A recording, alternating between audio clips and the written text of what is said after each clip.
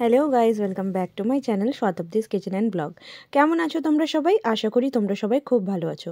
অনেক দিন পর একটা রেসিপি ব্লগ নিয়ে আবার তোমাদের সামনে চলে এলাম। গাজর মার্কেটে এসেই গেছে বড় বড়, তো ভাবলাম চলো গাজরের হালুয়া বানিয়ে নেওয়া যাক।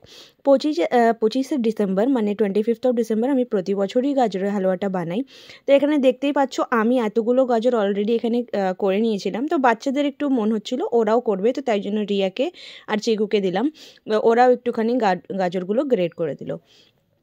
তো আগে আমি মানে এটা এবছরের বলতে পারো ফার্স্ট বানাচ্ছি, তো তাই জন্য আমি এটা ঠাকুরের কড়াইতেই বানাবো আলাদা করে, কারণ এটা ঠাকুরকে আগে দেবো তারপরে আমরা খাবো।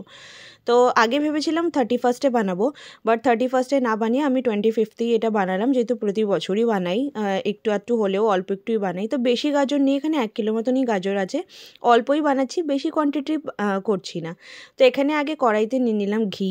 এখন ঘিয়ের পরিমাণ তোমরা কতটা কি দেবে সেটা তোমাদের গাজরের উপর ডিপেন্ড হয়। আমি নিজের 1 কিলো গাজর হিসাবে যতটা ঘি লাগবে ততটা এখন দিলাম, পরে যদি আবার একটু কম মনে হয় তো আবার আমি পরে দেবো।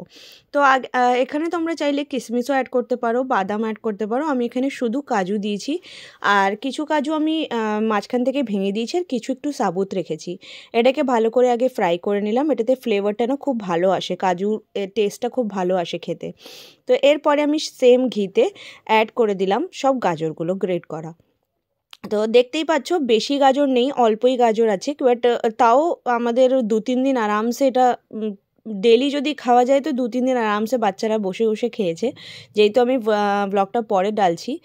তো এবার এটাকে ভালো করে করতে হবে আমাকে এটার সাথে মিক্স, আর এটা হচ্ছে সবথেকে মেন প্রসেস। আর বেশি কম আঁচও না আবার বেশি আঁচেও না, একদম মিডিয়াম আছে, এটাকে ভালো করে আগে মিক্স করতে থাকবো। আর এখানে আমি যেহেতু চিমনির লাইট জ্বালিয়ে রেখেছি, তো তোমরা জানি না কালারটা বুঝতে পারছো কি না, বাট আমি আস্তে আস্তে কালারটা দেখাবো কিভাবে চেঞ্জ হচ্ছে। এখন তো একদমই ফার্স্ট প্রসেসে আছে, দেখো অনেকটাই কালার চেঞ্জ হয়ে গেছে। এরপর আমি এটাতে অ্যাড করে দিলাম দুধ। এখন আমি এখানে 2 গ্লাস মতন দুধ অ্যাড করেছি, এরপরে আমি 1 গ্লাস আরও অ্যাড করেছিলাম, ওটার আমি দেখাইনি। আর মানে মোটামুটি 3 গ্লাস মতন দুধ অ্যাড করেছি ছোট গ্লাসের, আর বেশি দুধ লাগেনি আমার। আর এগুলোকে ভালো করে এবার করে দেবো মিক্স। আর রুম টেম্পারেচারেই ছিল দুধটা একদম ঠান্ডা ছিল না, আমি জাস্ট একটু আধা ঘন্টা আগে দুধটাকে বয়েল করেছিলাম। তো এবার ভালো করে মিক্স করতে করতে এটাকে ততক্ষণ অবধি আমাকে মিক্স করতে হবে যতক্ষণ এই দুধের যে ময়েশ্চারটা আছে এটা পুরো একেবারে মানে মিক্স না হয়ে যায়, এটাতে দেখা না যায়। দেখো এখনও দেখতে পাচ্ছ অনেকটাই ভিজা ভিজা মতন লাগছে। তো আমি সামনে থেকে তোমাদের দেখিয়ে দিই, দেখো এখনও অনেকটাই দুধ আছে। আর আমি একটুখানি তোমাদেরকে একটু পরে লাইটটা বন্ধ করে দেখাবো, তাহলে তোমরা কালারটা বুঝতে পারবে। এরপর আমি এখানে দেখলাম যে গাজরগুলো অলমোস্ট সেদ্ধ হয়ে গেছে প্রায় 15 মিনিটস পর। তারপর আমি এটাতে অ্যাড করে দিলাম চিনি। এখন চিনি আমি একটু কম পরিমাণে ইউজ করেছি, তোমরা চাইলে বেশিও দিতে পারো, বিকজ আমার বেশি মিষ্টি ভালো লাগে না, আর কম মিষ্টি খাই আমরা সবাই। আর গাজরের হালুয়াটাতে না একটুখানি হালকা মিষ্টি থাকলেই ভালো, বেশি মিষ্টি হলে না খেতেও ভালো লাগে না। এখন এটা যে যার মতন ইউজ করতে পারো। এরপর চিনিটাও যেহেতু জল ছাড়বে, এটা আমাকে ততক্ষণ অবধি নাড়াতে হবে যতক্ষণ এটার পুরো ময়েশ্চারটা উড়ে না যায়। তো আমি দেখো এখানে একটুখানি এলাচের গুঁড়ো অ্যাড করে দিয়েছি। আর এলাচ যেহেতু গুঁড়ো ছিল না বলে আমি সাবুত এলাচিটাকে একটু জাস্ট কুটে নিয়েছি, আর তারপর আমি উপর থেকে অ্যাড করেছি। এলাচের গুঁড়ো আমার এমনিতেও বেশি ভালো লাগে না, আমার টেস্ট ভালো লাগে না এলাচি গুঁড়োর, বাট এটাতে একটুখানি জাস্ট অ্যাড করলাম যাতে একটুখানি জাস্ট ফ্লেভারটা আসে। তো এরপর আমি দেখতেই পাচ্ছ আমি এখানে দিয়ে দিলাম খোয়া। তো খোয়া আমি আগে অল্প পরিমাণ দিলাম, তারপরে দেখলাম আমার একটু কম লাগছিলো বলে আবার আমি আরেকটু অ্যাড করেছি খোয়াও। সব কিছু তোমরা নিজেদের পরিমাণ হিসাবে দেবে, যেহেতু 1 কিলো হিসাবে বানাচ্ছি আমি। তোমরা বেশি কোয়ান্টিটিটা বানালে তোমরা জিনিসগুলো বেশি ইউজ করবে, চিনি খোয়া সব কিছু।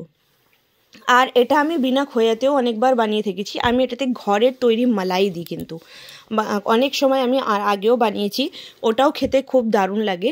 বাট আজকে যেহেতু আমার কাছে খোয়া অ্যাভেলেবেল ছিল, তো তাই জন্য আমি খোয়া দিয়েই এটাকে বানালাম। তো দেখো দেখতেই পাচ্ছ এরপর আমি আর একটু খোয়া অ্যাড করেছি, আর খোয়াটা না খুব টাইট ছিল, তাই জন্য ভাঙতে খুব কষ্ট হচ্ছিল আমার হাত দিয়ে।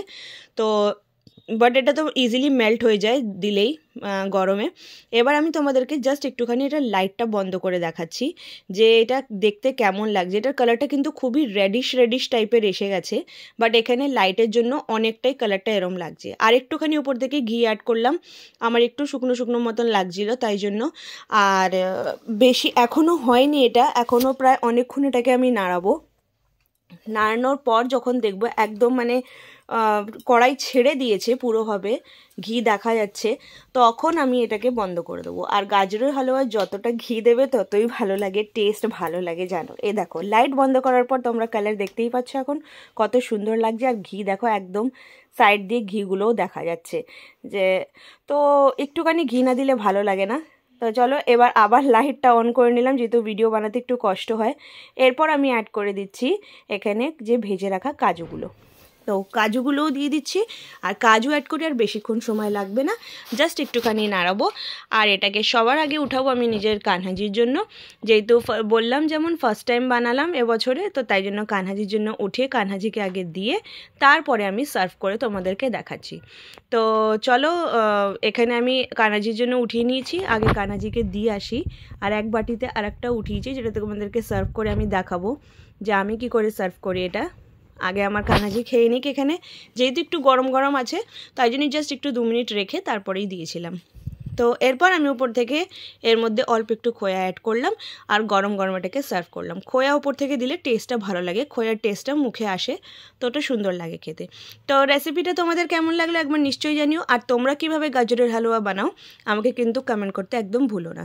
আজকের জন্য টাটা বাই বাই, আবার আসবো একটা নতুন ভিডিও নিয়ে। আর দেখতে যেমন সুন্দর হয়েছিল, খেতেও কিন্তু খুবই দারুণ হয়েছিল এটা। আর টাটা বাই বাই আজকের জন্য।